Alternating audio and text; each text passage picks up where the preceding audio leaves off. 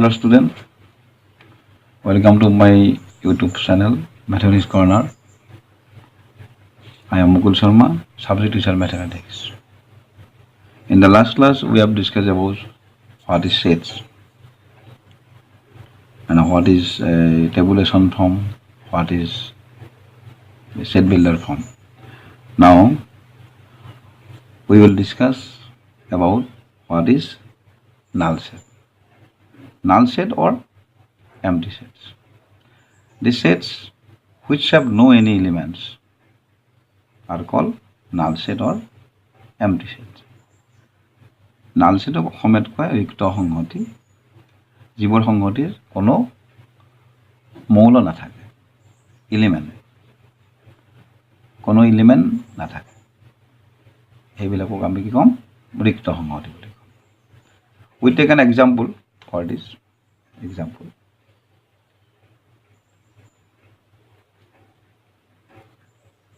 x such that 1 less than x less than 2 x belongs to n এই সেটটো যদি আমি চাই লম যে x এটা x such that x is 1 less than x less than 2 কারণ x to 2 1 তকৈ ডাঙৰ 2 তকৈ সৰু এটা স্বাভাৱিক সংখ্যা এনেকুৱা কোনো স্বাভাৱিক সংখ্যা আমি বিচাৰি নাপাওঁ কাৰণ 1 তকৈ ডাঙৰ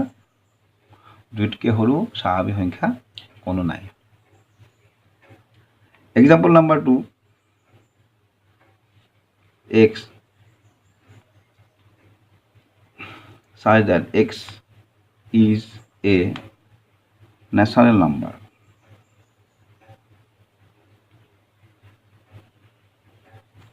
divisible by 2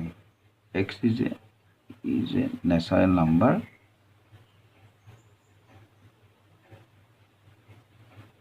x is an odd natural number divisible by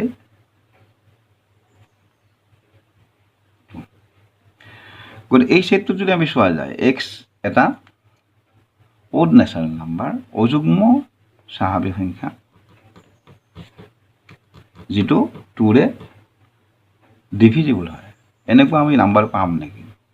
2 ৰে divisible অযুগ্ম নাম্বাৰ বিলাক আমি দেখা পাম 3 1 3 5 7 etc এই নাম্বাৰ বিলাক 2 ৰে divisible নহয় গতিকে 2 ৰে divisible কোনো odd নাম্বাৰ আমাৰ হাতত নাই এই কাৰণে এইটো সংহতিৰ উদাহৰণ হ'ব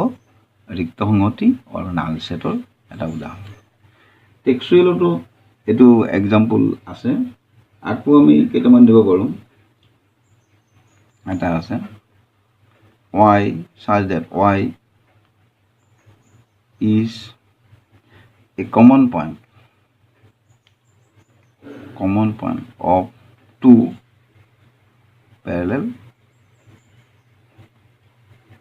lines. Parallel line বুলি ক'লে আমি বুজিম যে এনেকা parallel line two lines ইয়াত কিছুমান পয়েন্ট থাকিব ইয়াত পয়েন্ট থাকিব কিন্তু ইয়াৰ কমন পয়েন্ট কোনো নাথাকে কিন্তু কমন পয়েন্ট হ'বলৈ হলে আমাৰ লাইনগুলো হয় ইন্টাৰসেক্টিং হ'ব লাগিব এটো কমন পয়েন্ট কিন্তু parallel লাইনৰ কোনো কমন পয়েন্ট নাই কাৰণ y such that y is a common point of two parallel line এটো আমাৰ নাল সেটৰ এটা উদাহৰণ এনেকৈ আমাৰ বহুত উদাহৰণ আছে নাল সেট বুজাবলৈ বা এম্পটি সেট বুজাবলৈ আমি এটা সিম্বল ব্যৱহাৰ কৰো we use a symbol আৰু এই সিম্বলটোক আমি কম phi এটো কয় phi Greek letter or within bracket no elements এটল ৰিক্ত সংহতি এটা বুজোৱাৰ কাৰণে আমাৰ এটা সিম্বল ইয়াৰ পিছত নেক্সট আহিল finite set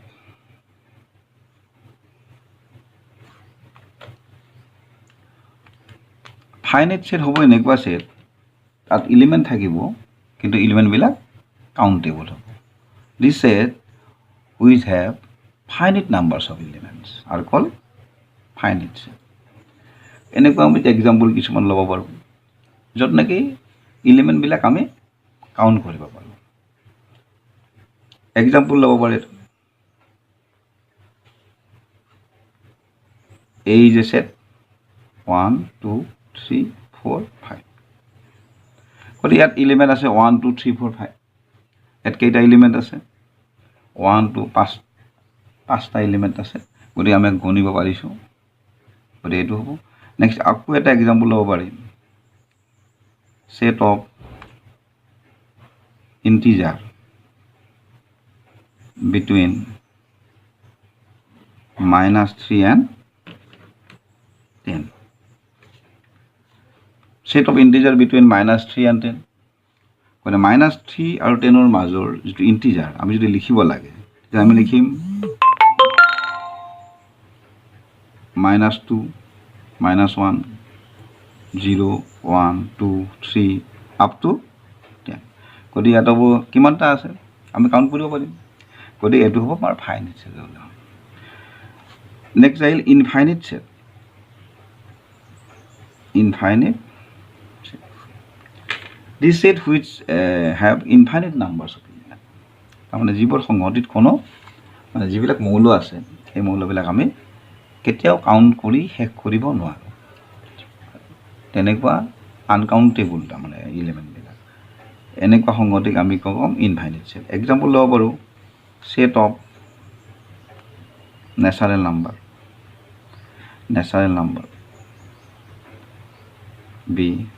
set of rational number any numbers here will set of real number over real number শেষ না আমি কেতিয়াও তা কাউণ্ট কৰি শেষ কৰিব নোৱাৰোঁ এনেকৈ অসংখ্য উদাহৰণ আমাৰ ইনফাইনাইট নাম্বাৰ আছে আৰু ইয়াতে কেইটামান এক্সাম্পল ইয়াতে দিছে ক্লাছ 11 যিখন টেক্সুৱেল বুক তাত which are finite and which are infinite sets 1.2 the month set of month in a year it is finite set 1 2 3 up to 100 1 2 3 up to 100 দেখুৱা এটা আছে 1 2 3 up to 100 this is finite set